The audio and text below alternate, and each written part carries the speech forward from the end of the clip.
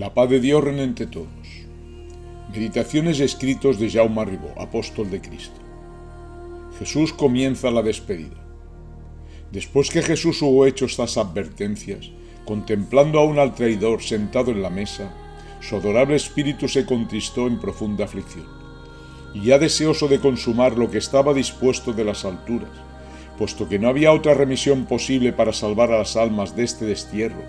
debido a la gran maldad del hombre, donde todo aquel tormento desgarrador de su atroz pasión serviría en bien y redención de ellas. Por ello, dice Jesús a Judas: lo que has de hacer, hazlo pronto. Ninguno de los que estaban sentados en la mesa se percató del significado de las palabras del Maestro,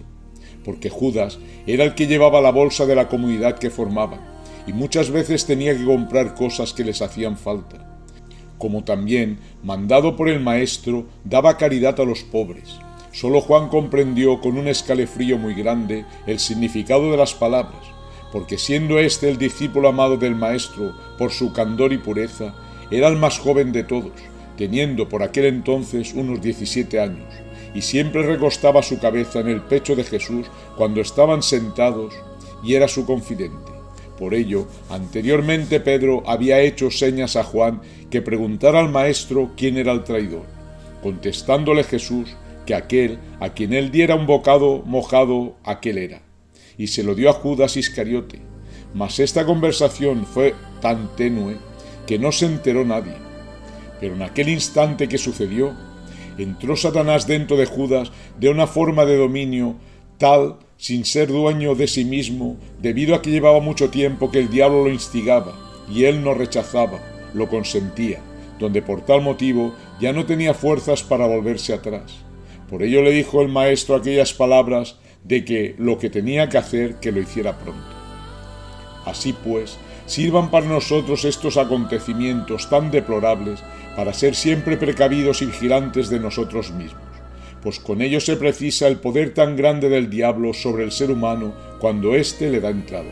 Por lo tanto, sirva para todos tal muestra de debilidad y demencia para estar prestos en todo momento para la batalla con la mente y rechazar en todo instante todo mal pensamiento, por pequeño que sea, para que el demonio no nos pueda seducir ni instigar en nada de perjuicio en nuestra alma. Pues no debemos de ignorar ni olvidar que el espíritu del mal siempre prueba cualquier descuido nuestro en la mente y el deseo para dañarnos, confundirnos y extraviarnos en lo que puede, o bien en la parte más débil que tenemos, pues él trabaja de noche y de día sin cansarse para perdernos, y si no lo rechazamos con seguridad, cada vez que nos viene a atacar, a medida que nos instiga va entrando con más fuerza, sucediendo que al principio en aquel fallo o pecado no queremos ceder, mas el diablo va provocando día tras día, y si no somos valientes y aguerridos en imponernos totalmente y aplastarle la cabeza, con su sutileza y maña de maldad, con el tiempo logra que consintamos, siendo ya en aquel entonces cuando poco a poco nos va dominando hasta llegar a desequilibrarnos, en la que si el alma no reacciona con todas sus fuerzas, suplicando ayuda a Cristo, haciendo al mismo tiempo violencia a sí mismo en rechazar el mal, llega el momento o circunstancia que no se es dueño de sí mismo, porque Satanás llega a dominar totalmente aquella pobre alma, sin remisión posible para ella, tal como sucedió en Judas, en la que Cristo no la pudo liberar de tal monstruosa traición, debido a que Judas había consentido reiteradas veces hasta llegar a ser dominado por las garras del diablo con una posesión total de su mente, deseo y sentimientos. Por lo tanto, que nadie venga a ignorar jamás que si no rechazamos a tiempo al espíritu del mal cuando nos viene a atacar, o sea, en el mismo instante que nuestro ángel nos avisa, a cualquiera de nosotros nos puede pasar lo que sucedió con este traidor, sucediendo que cuando muchas veces consentimos y no rechazamos el mal pensamiento de nosotros mismos, o bien instigado por el diablo de cualquier pecado, el demonio nos entra de tal manera que con el tiempo se apodera totalmente de nosotros y es dueño de nuestra voluntad y razonamiento, donde ante tal posesión consentida por nosotros, Cristo ya no nos puede ayudar en nada, puesto que todos sabemos que así sucedió con aquel desgraciado discípulo suyo. Sucedió pues que Judas, en aquel ayer, después de tomar el bocado que le dio el Maestro y quedar totalmente poseído por el diablo, y escuchar las palabras de Jesús de que lo que tenía que hacer, que lo hiciera pronto, se contempla con toda claridad cómo al verse descubierto se quedó transformado y cegado su entendimiento por el malvado Satanás, y con una obsesión tétrica y desenfrenada salió como un loco de la estancia con dirección al Sanedrín para hablar con los sacerdotes para entregar a Jesús, tal y como todos sabemos que sucedió. Así que salió Judas, viendo el Maestro llegada la hora de sellar para siempre su obra redentora inmortal con su sagrada y cruel pasión. Con un sentimiento indescriptible, Jesús pronunció estas santas palabras: ahora ha sido glorificado el Hijo del Hombre, y Dios ha sido glorificado en él. Si Dios ha sido glorificado en él, Dios también le glorificará en él y le glorificará enseguida. Así fue, es y será eternamente. La glorificación más grande del Hijo de Dios fue en su sagrada pasión, donde al mismo tiempo Él glorificaba al Padre, y así mutuamente se glorificaron uno al otro ante la inmolación del Hijo y lo dispuesto por el Padre en su Hijo amado sobre la pasión de sufrimiento que padeció, como víctima expiatoria en salvación de todos los humanos. Lo que sucedió en aquel entonces en bien de las almas nunca se había conocido ni se conocerá otra cosa semejante, donde tal sublimidad etérica insondable, en aquel momento imborrable que Jesús pronunció aquellas palabras, empezó la sagrada pasión de Cristo, en que sería glorificado el Creador ante la entrega total de su Hijo al más cruel de todos los suplicios como martirios. Pues en aquel momento de caridad sin límites del Padre, en bien de sus hijos, al permitir que Judas fuera a consumar su abominable traición,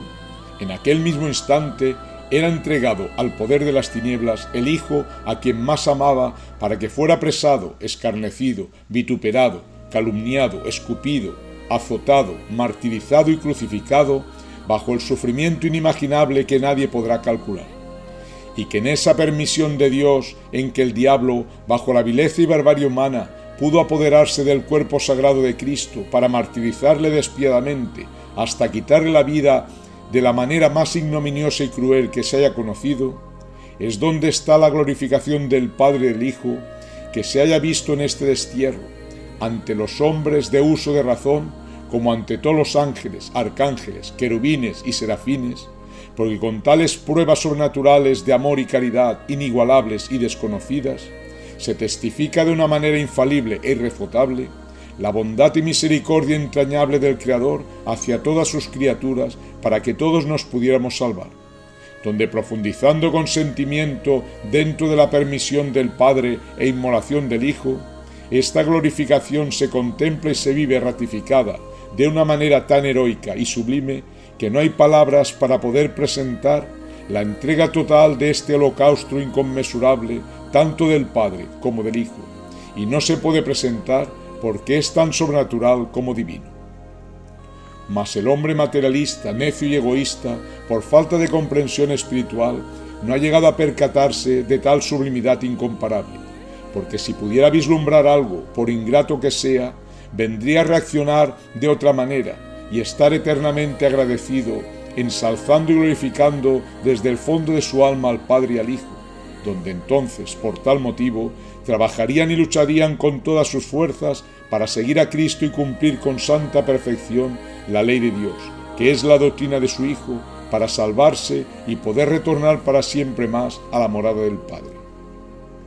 Por lo tanto, no debemos de ignorar ni olvidar jamás que sólo el cruel paso de la pasión de Cristo, con toda su crudeza maléfica y despiadada de la maldad del hombre, junto con todo el furor de la monstruosidad satánica que actuó atrozmente en martirizar de infinitas maneras al Hijo de Dios,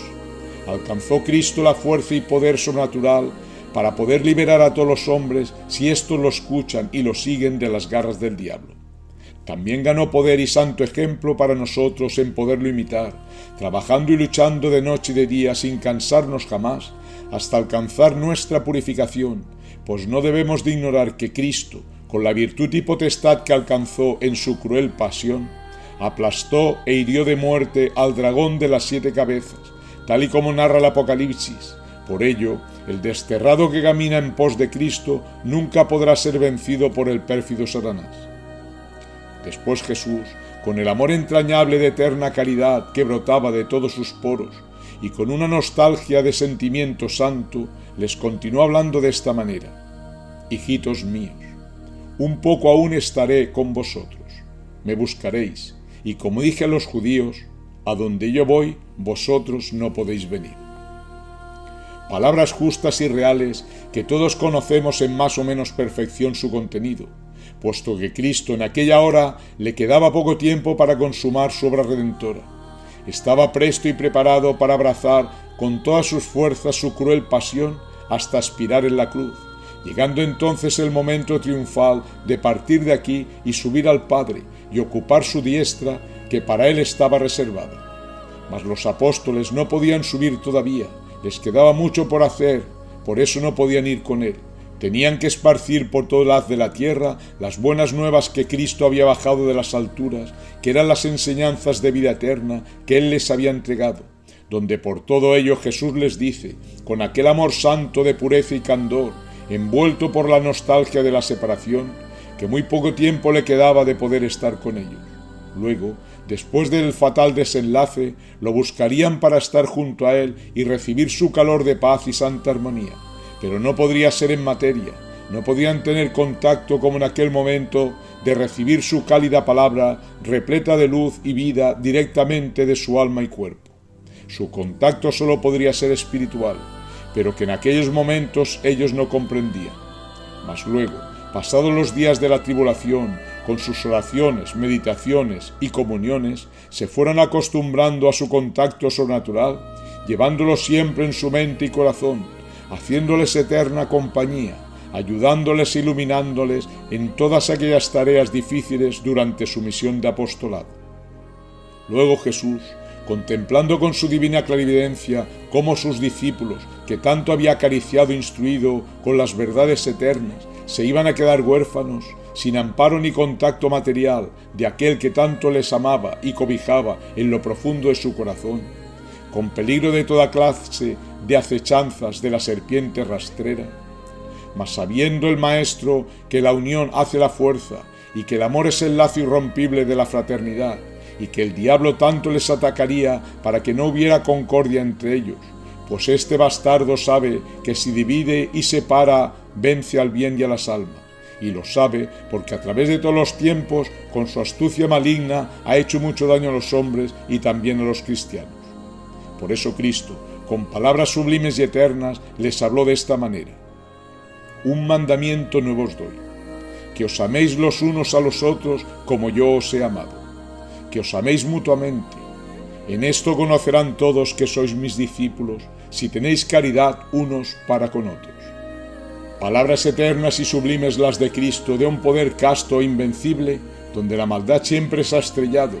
porque donde hay amor de espíritu unos con los otros y se ayudan mutuamente con santa caridad, el mal no tiene vida de ninguna forma. Por eso siempre ha sido vencido cuando ha querido atacar para que haya discordia. Cristo en aquel ayer entregó a los suyos este precepto nuevo,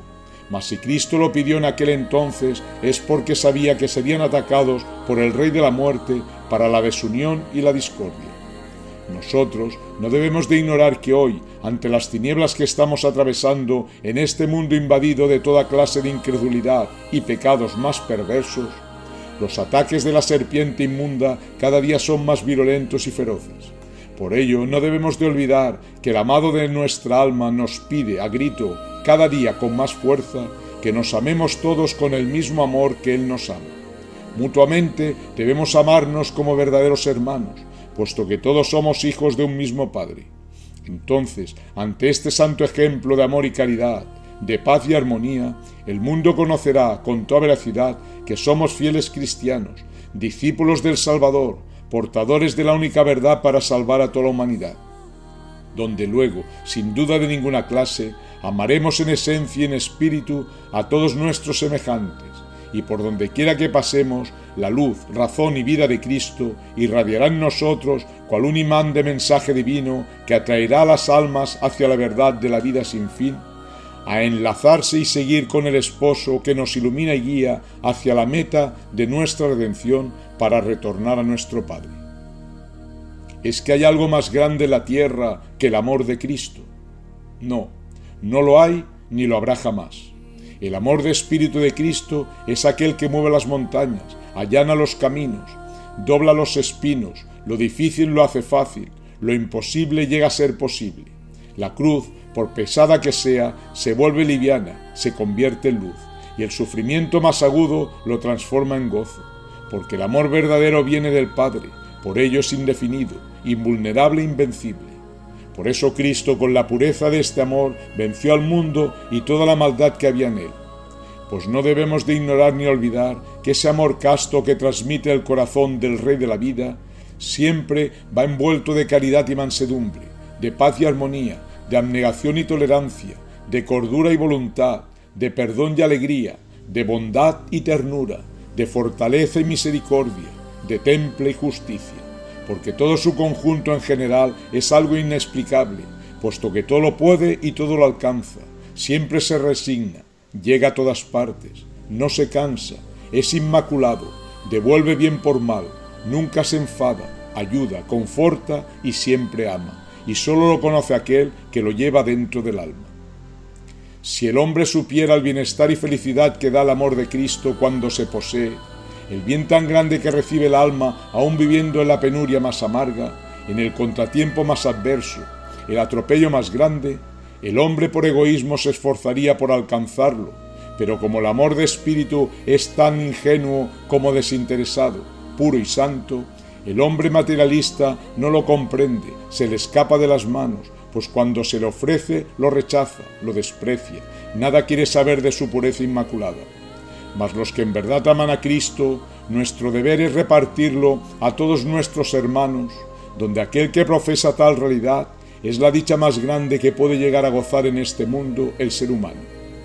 Así pues, los que nos llamamos cristianos, los que seguimos a Cristo en pos de Él, sabemos tal y como Él nos pidió, compenetrarnos y amarnos como verdaderos hermanos, teniendo caridad y sabiéndonos perdonar mutuamente las faltas y debilidades los unos a los otros, y entonces con toda seguridad que el amor de Cristo reinará entre nosotros, y el mundo reconocerá que somos discípulos suyos, que somos verdaderos propagadores del Rey del Amor, que tanto ama a todos sus hermanos. La paz de Dios reina entre todos.